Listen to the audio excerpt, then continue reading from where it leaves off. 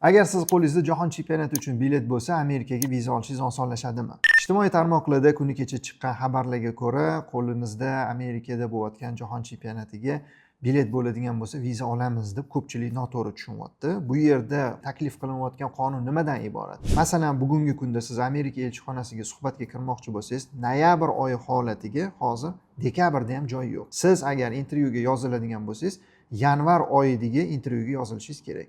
Demak, xuddi shunaqa holat jahon chempionatidan oldin siz bilan yuz beradigan bo'lsa va sizni qo'lingizda bilet turibdi. Farazan 20-iyunda Amerikada o'yin bor. O'sha o'yinga sizda bilet bor.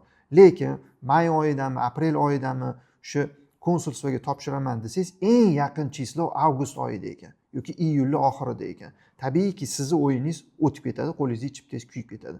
Mana shunaqa holatda konsulstvoga murojaat qilib turib, meni qo'limda chipta bor edi, o'yinga bormoqchi edim, menga oldinroq intervyu qo'yib beringlar desanglar, shunda intervyuni oldinroq qo'yib berishligi mumkin. Faqat sizga shu preimуществоni beradi.